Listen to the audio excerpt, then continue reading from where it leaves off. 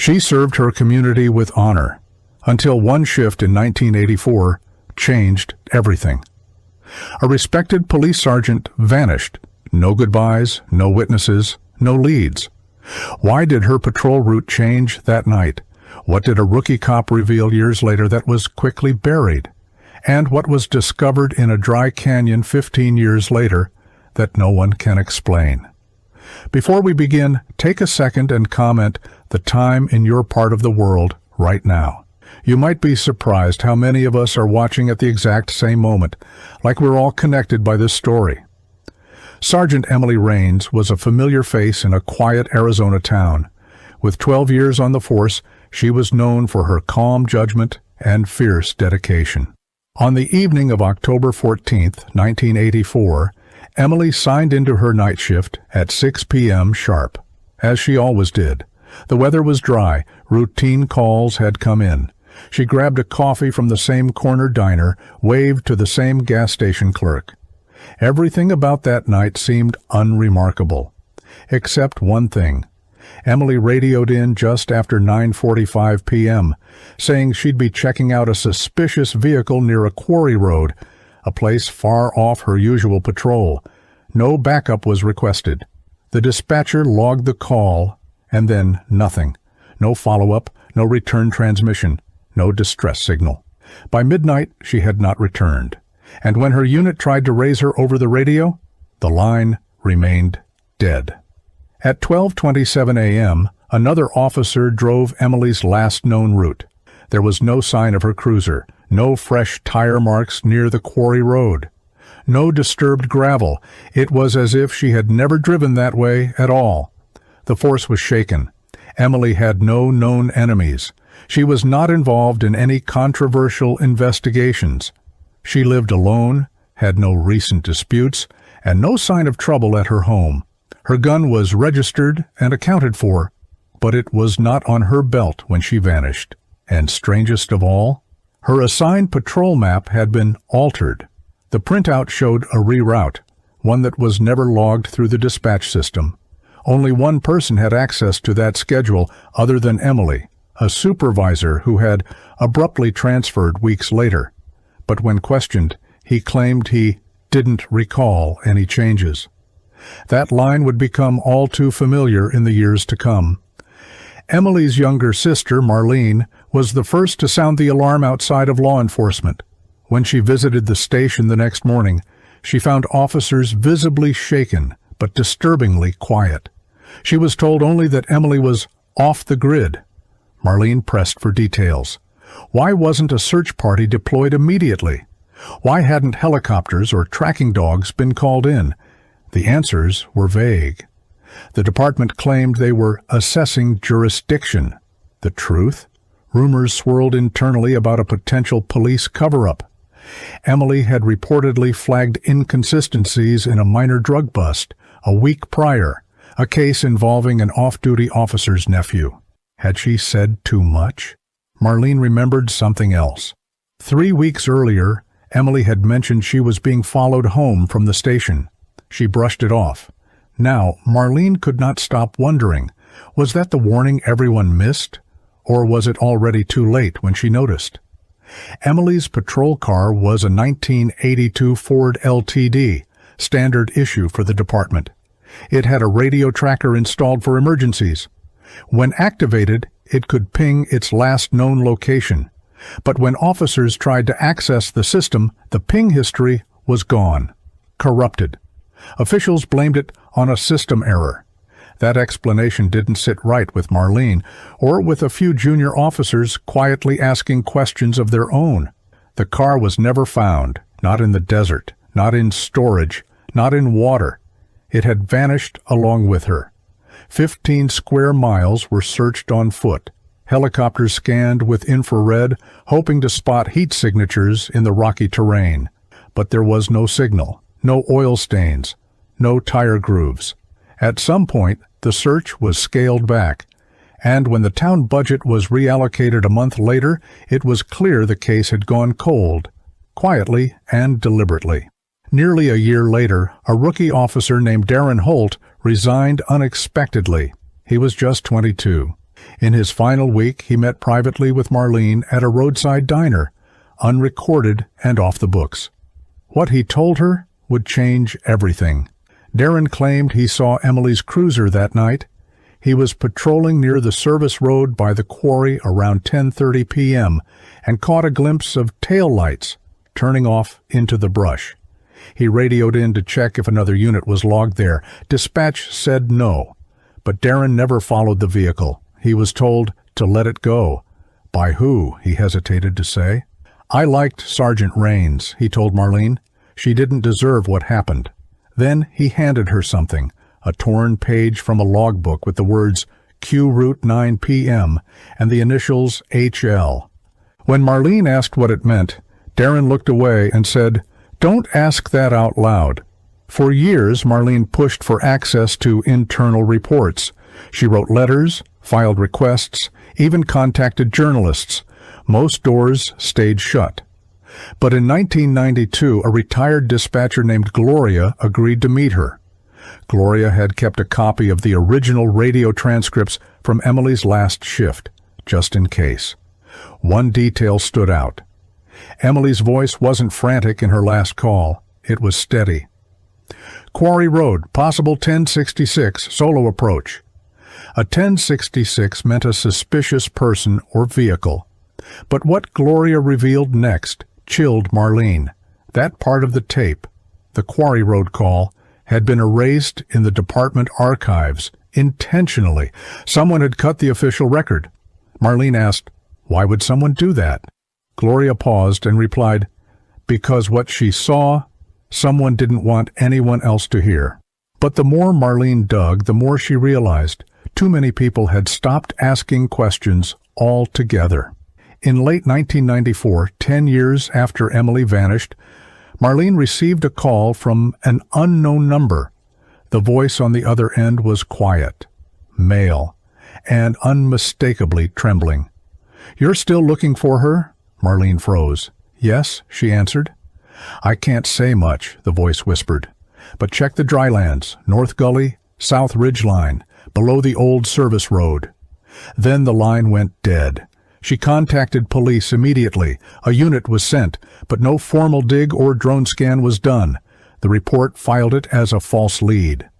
3 months later, that area was developed for off-road vehicle training. It was bulldozed and reshaped, and the land's original topography lost forever. Marlene could not understand how such a specific tip was brushed off, unless someone didn't want the area searched, unless someone was watching her movements. And if so, who knew she had received that call?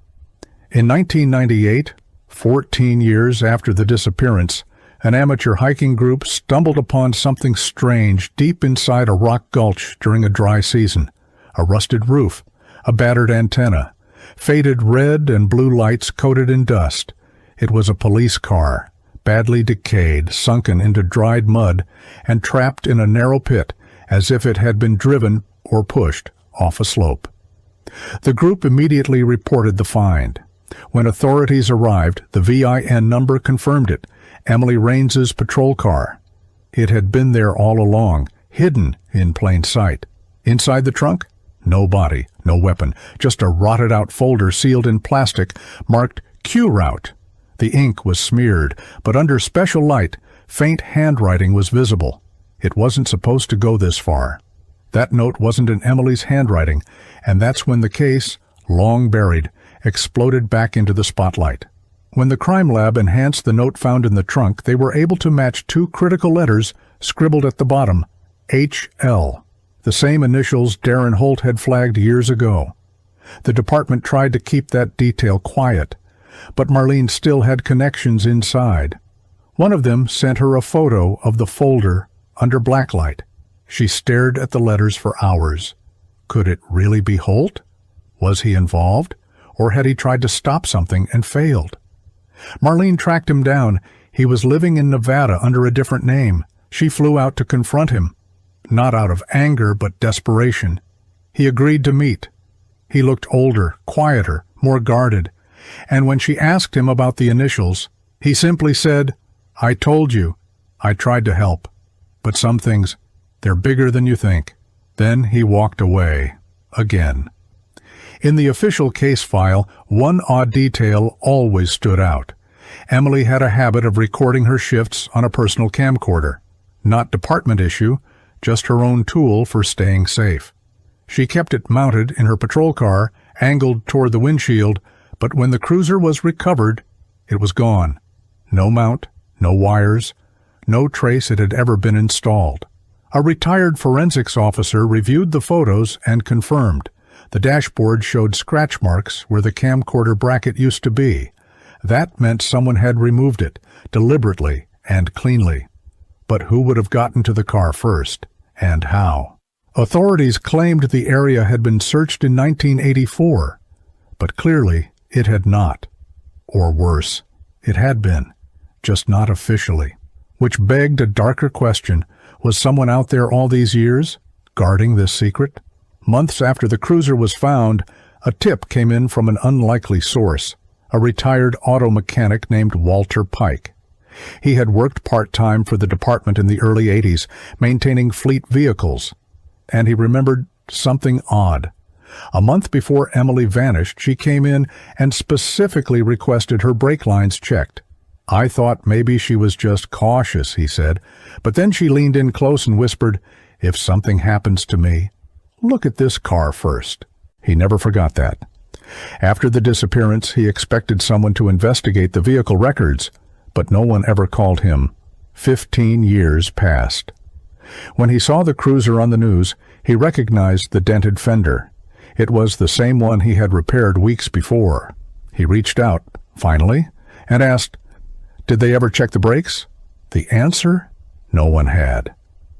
Just days after the cruiser was recovered, Marlene requested access to Emily's full personnel and case files. At first, she was told to wait. Then came the news. A storage mishap had destroyed several boxes from 1983 and 1984, including Emily's. The reason? A small electrical fire in the archives room. No injuries, no report filed. Just a quiet apology and a closed door. But Marlene wasn't buying it. She discovered that only her sister's files, along with a few related traffic stop logs, were missing. Every other record on that floor remained intact. Even the officer who gave her the denial looked uneasy. "It's like someone wants to erase her from history," he muttered under his breath. Marlene leaned closer and asked, "Then why did they leave the cruiser?" The officer looked up. Maybe they wanted it found, just not too soon. In a town hall meeting held after the cruiser discovery, dozens of citizens gathered to discuss reopening the case. Reporters were present. Police officials looked tense. The mood was heavy. Marlene spoke passionately about her sister, urging transparency. The crowd applauded.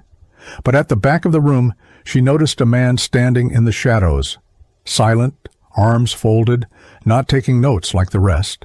Something about him felt familiar. After the meeting, she tried to find him. Gone. She asked around. No one else had noticed him. But later she received an envelope in her mailbox. No return address. Inside, a faded photograph of Emily at a gas station, time stamped just 15 minutes before her last radio call.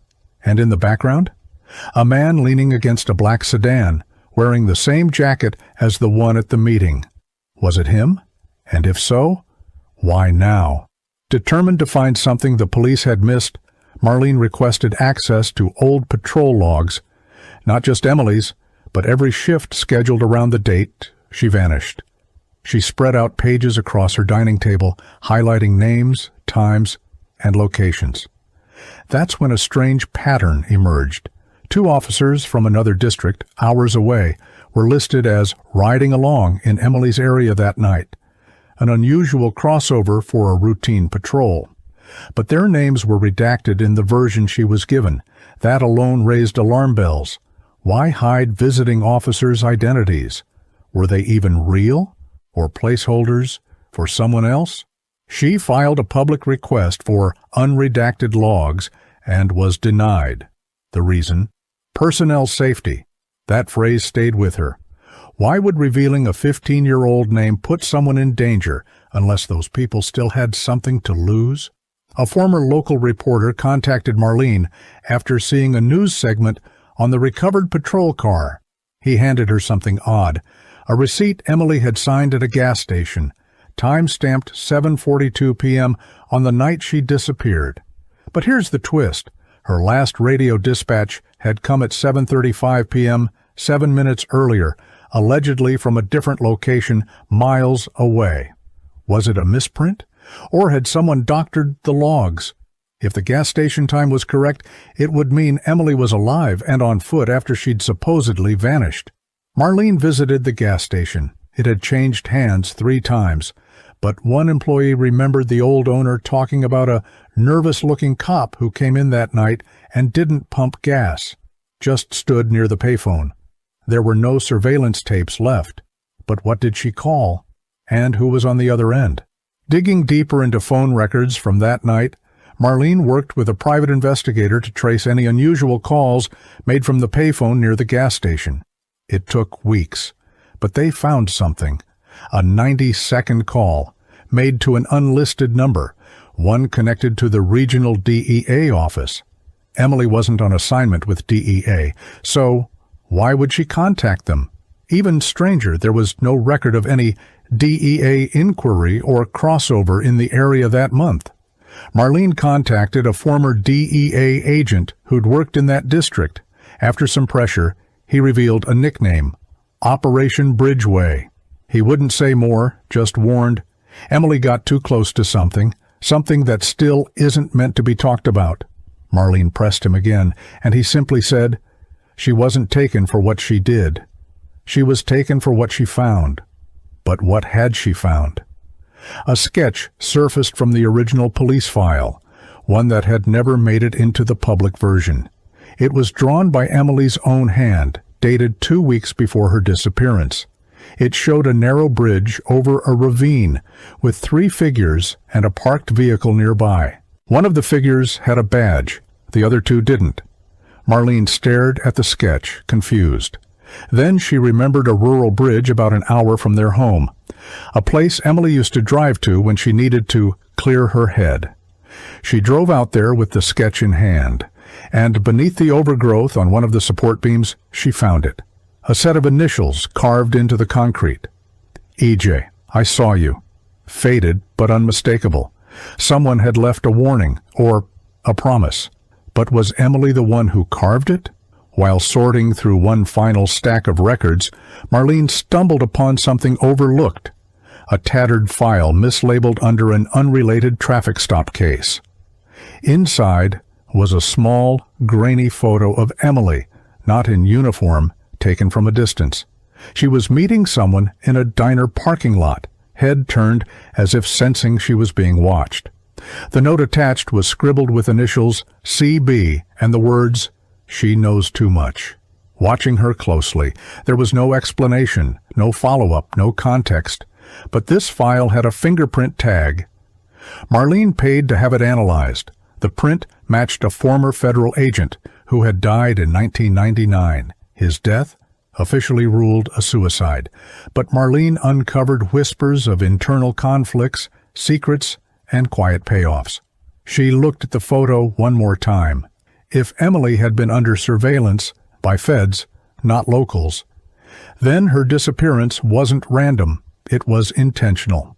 Marlene tracked down a former city councilman who served during the 1980s. He had nothing to gain now.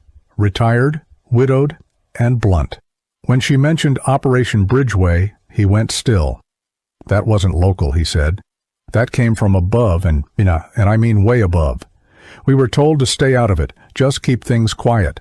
According to him, Bridgeway involved drugs, movement of cash, and compromised officials.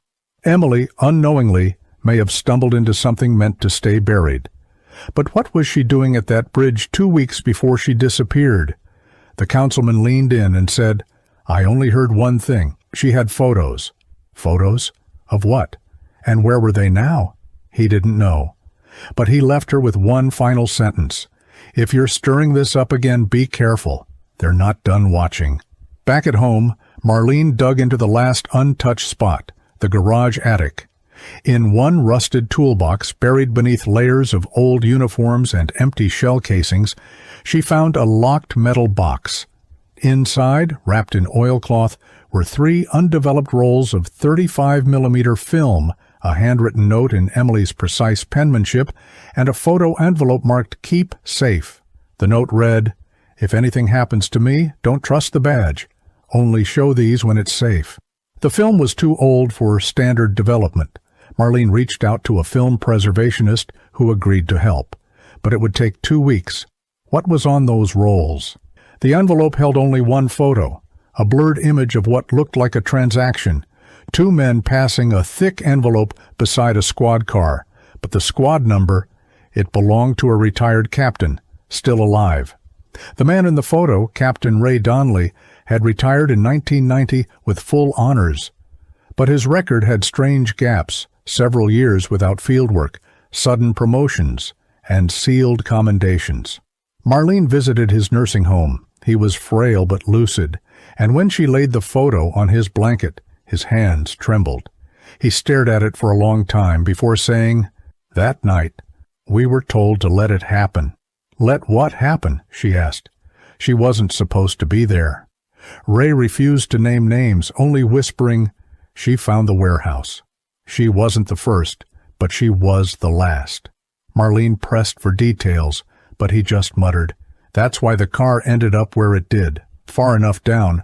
They hoped no one would ever find it. But someone had found it. Was it too late to follow the trail?" 2 weeks later, the film rolls were ready. Marlene opened the digital scans with trembling hands. Frame after frame showed images taken at night. Emily's handwriting noted dates, times, and locations. One series showed a dockyard near the bridge, where unmarked vans loaded crates onto boats. Another showed men, some in uniforms, passing duffel bags at a storage unit clearly numbered 114. And the last roll? It was a sequence. Emily had captured someone following her car. Same black sedan, same plates, multiple nights. One photo, taken through her rearview mirror, showed the driver clearly, a man still active in law enforcement today. Marlene gasped. She had proof. But would it be enough? Because what she did next, that would decide everything. Marlene arranged a meeting with a reporter from a national paper, someone willing to take risks. They agreed to meet at a cafe near the courthouse, but the reporter never showed. Instead, a man in a plain gray suit entered, sat across from her, and calmly said, "You need to stop. This story doesn't end the way you think."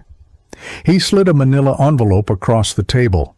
Inside was a single document, a sealed file from 1985, stamped with her sister's badge number. The bottom read, "Case resolved internally."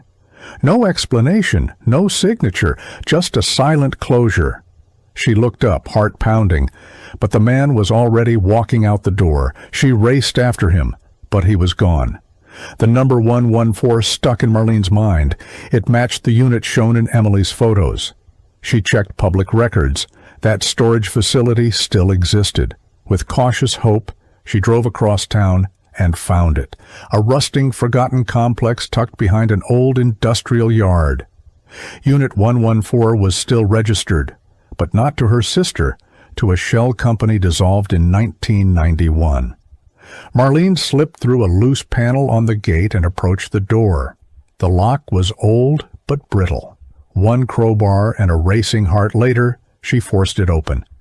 Inside was a single crate wrapped in heavy plastic. Dust rose in clouds. It hadn't been touched in years. She pried it open. And inside, under moldy tarps and rotted documents, she found something that froze her breath. A bundle of cassette tapes labeled Emily Notes and a sealed brown envelope marked Confidential. Marlene brought the tapes home and found an old recorder. She hesitated before pressing play. Emily's voice crackled through the speaker, tired, urgent, but unmistakably hers. "If you're hearing this, I guess I never made it back. I was right. They're hiding something under the bridge. I saw crates, guns, drugs, and someone I knew was involved." She listed badge numbers, times, dates, all in a calm, methodical tone. It wasn't paranoia, it was evidence. But around the third tape, the tone changed. They know I've been watching. I saw the same car again last night, same license plate. They know where I live. Then, silence. The last minute of the final tape was blank, except for a quiet knock, and Emily whispering, "They're here." Marlene dropped the recorder. That was the night she vanished. But who exactly were they? The brown envelope had no return address. Only 2 words written in black ink. Read carefully.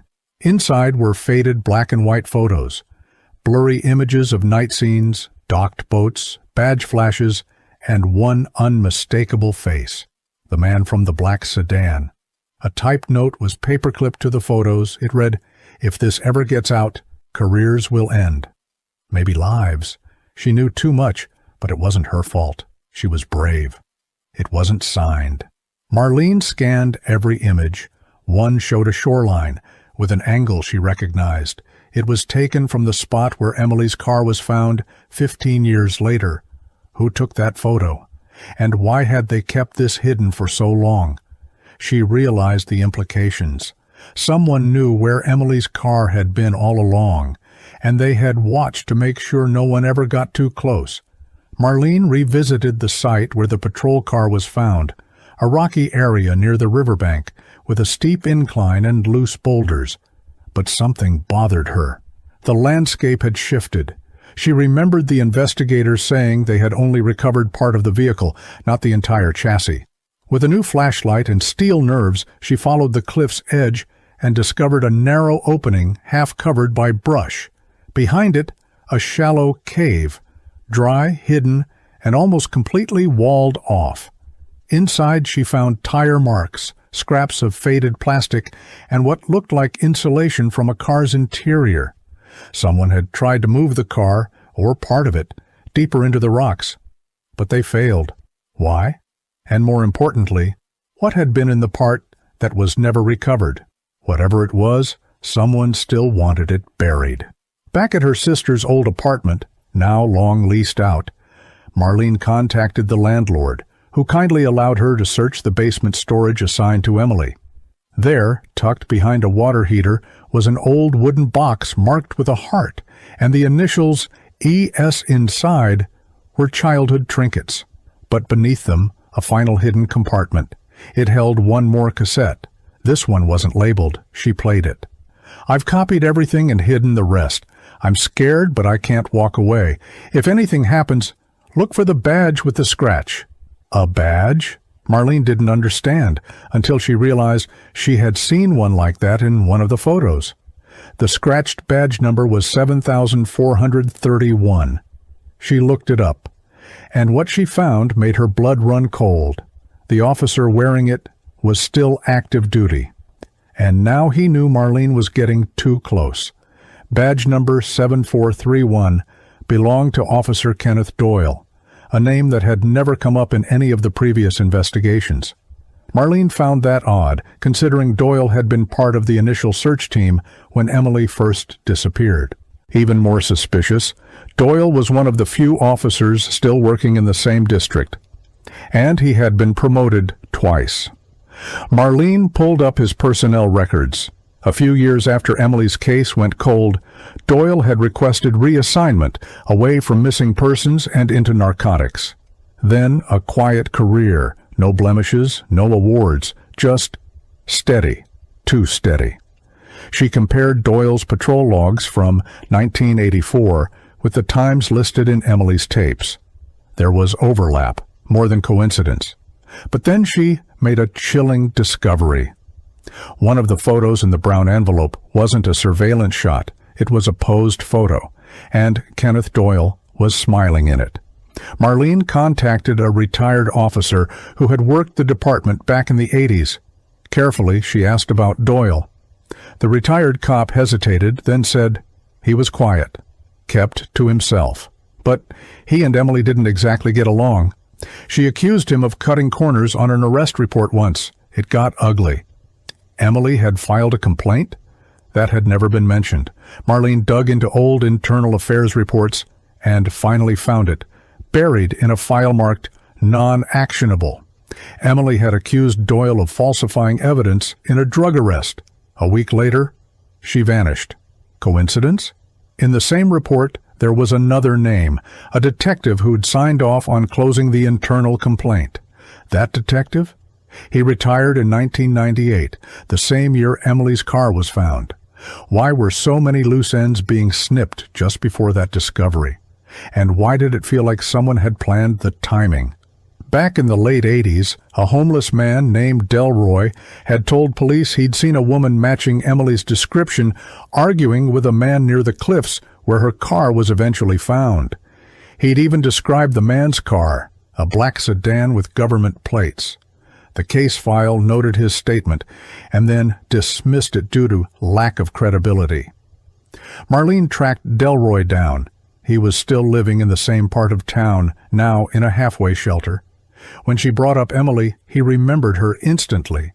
"I told him she was scared, said she was trying to run. The guy grabbed her, pushed her down, but they laughed at me." Marlene showed him a photo of Kenneth Doyle. Delroy's eyes went wide. "That's him," he whispered. But he had more to say. He'd seen Doyle again, weeks later, throwing something into the river. Marlene returned to the riverbank, this time with a private dive team she hired with the last of her savings.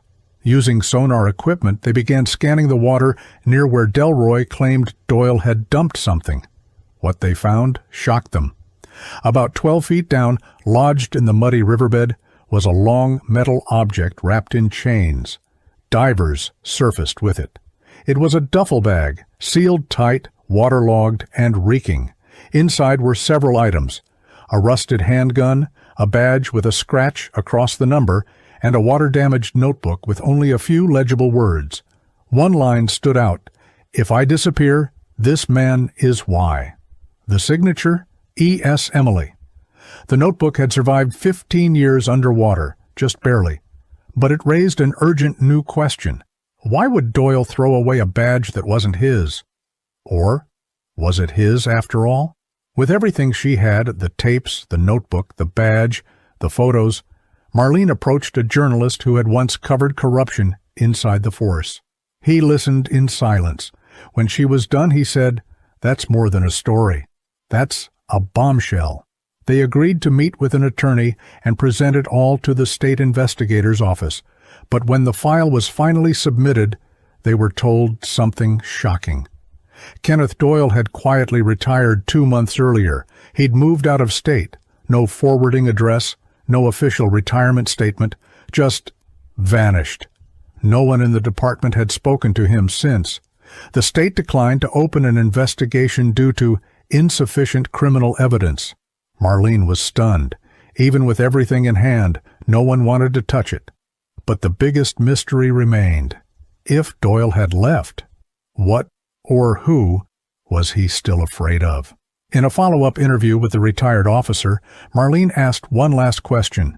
Did Emily ever mention a place she went to clear her head? He nodded slowly. Yeah, a cabin. Her uncle's, I think, near Mirror Ridge. Marlene's heart raced. Mirror Ridge was only 20 minutes from where Emily's car had been found. No mention of this cabin existed in the official reports. Had anyone ever searched it? She contacted the land registrar. The property had been sold in 1989, 5 years after Emily's disappearance, by someone claiming to be her next of kin. The name was unfamiliar, and worse, the signature was forged. Marlene drove there. The cabin still stood, overgrown but intact. Inside, it was empty, until she opened a trapdoor beneath a rug. The air changed. The flashlight beam caught something. Was this where it ended, or where it all began? Marlene descended slowly into the darkness. Dust swirled in the flashlight beam, and the creaking wood beneath her echoed like distant footsteps. Below the cabin was a narrow crawl space, damp, cold, and lined with stone. It had not been touched in years. Then her light caught it, writing on the wall. Scratched into the stone in crude, jagged letters were 3 words, "I'm still here." Marlene froze. There was no body, no bones. Just a frayed piece of cloth, the color and pattern matching the uniform Emily wore in the 1980s. Marlene backed out and called in the discovery anonymously. She could not risk the evidence being buried again. Forensics teams arrived days later. The writing matched Emily's known handwriting samples, but there was no conclusive evidence she had died there. So the bigger question haunted everyone who heard the report. Had Emily been kept alive for a time? The official story was unraveling. Emily's car was found in 1999. The badge in the river had been submerged since at least 1990. And now, handwriting believed to be from 1985, inside a cabin forgotten by everyone. Marlene laid out the timeline on her wall and realized something chilling. There was a 5-year gap where no one had even been looking for Emily, and in that time, several other women had also vanished from nearby counties. All were dismissed as runaways or domestic disappearances. The pattern wasn't exact, but it was enough to raise alarm. She compared old case files and found a common thread. In every case, one of the initial investigators was Kenneth Doyle. Why wasn't anyone connecting this? Then she received a voicemail, a man's voice. Altered. You're looking where you shouldn't. Some doors aren't meant to open. The call came from a burner phone in her own city. Marlene took the voicemail to a journalist's contact in cybersecurity. The voice was digitally scrambled, but the signal had pinged near the old police headquarters. Doyle hadn't left the state. He'd gone underground. She passed all her findings to a senator's aide who promised an internal review. Weeks passed. Then the story disappeared. Literally. Her article draft was rejected. The reporter who had helped her took sudden leave. Her email accounts were breached. Even the forensic report from the cabin vanished from public databases. It was as if the truth was being peeled back, one page at a time. And then, quietly, the cabin burned. Arson. No suspects. No arrests. The police called it a vandal's accident, but Marlene knew better. Somewhere, someone had decided Emily's story should end, not with answers, but with silence. But silence leaves echoes. 15 years after she disappeared, and still no closure. But every year since the car was found, someone left fresh lilies at the cliff's edge. No note, no photo, just the flowers. In 2005, a memorial plaque was quietly added to a park near the precinct. It read, Sergeant Emily Sloan, 1952 to unknown. You never walked alone. Who authorized it? No one knew. The department denied placing it. The city said it wasn't registered. Marlene visited it often, placing her own candle beside the stone. One day she found a note tucked behind the plaque. Truth buried is still truth. But it waits. It wasn't signed. But the paper matched the kind used in the old department memo pads. She looked up at the sky and whispered the question everyone was still asking. Was Emily ever going to come home? And if not, who was keeping her away? 2 years after the plaque appeared, Marlene received a package, no return address. Inside was a manila folder, yellowed, brittle, but intact. It contained photocopies of what looked like old case notes, some redacted with thick black marker, others barely legible. At the top corner of every page, one name was stamped faintly. Sergeant Emily Sloan, official. One entry caught Marlene's breath. Interview notes with Sloan, July 1986. Protective custody, transfer pending. Protective custody. That date was 2 years after Emily had vanished. Had she been alive? And hidden? The note referenced a U.S. Marshals Division, but when Marlene called, no records existed. They had never handled anyone by that name. She read the final note aloud to herself. Subject shows signs of trauma, threat level high, recommend relocation. But then, why did no one ever see her again? And who was she being protected from? Years have passed. The cliff where Emily's patrol car was found is now overgrown again, nature reclaiming what it once revealed. Locals still leave flowers. Children ride past on bikes, unaware of the shadow the place holds. And the question still lingers. Was Emily killed by someone she trusted? Someone in uniform?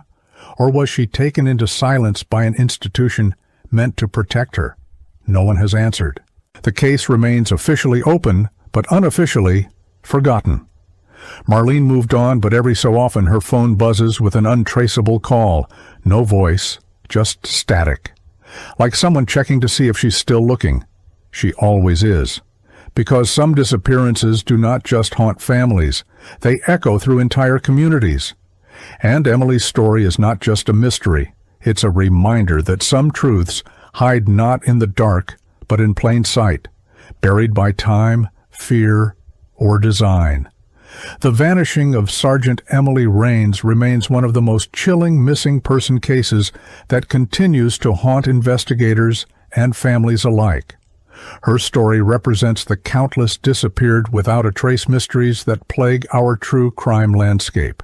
This unsolved disappearance demonstrates how missing persons investigations can span decades, leaving cold case files filled with more questions than answers. Stories like Emily's remind us that real-life mysteries often surpass any suspense thriller. When someone vanished without explanation, entire communities search for closure. The mysterious circumstances surrounding missing police officers create particularly haunting disappearance stories that echo through time. These unsolved missing person cases highlight how vanished people can leave behind evidence that surfaces years later, yet still provide no definitive answers. True crime enthusiasts know that the most compelling suspense stories often involve those who disappeared under mysterious circumstances. Cold case mysteries like this one show us that sometimes the most shocking real stories emerge from small towns where everyone thought they knew each other. These vanishing persons documentaries and missing family investigations reveal the complex web of secrets that can surround a single disappearance. What makes this case particularly disturbing is how a missing female officer's investigation was allegedly compromised from within. The horrifying discoveries made years later, from the patrol car to the Riverside evidence, paint a picture of systematic cover-ups. These are the types of unresolved mysteries that remind us how missing persons cold cases can involve corruption at the highest levels. The tragic disappearance of Emily Rains serves as a stark reminder that behind every missing person story lies a family still searching for answers, still hoping their loved one will be found after disappearance.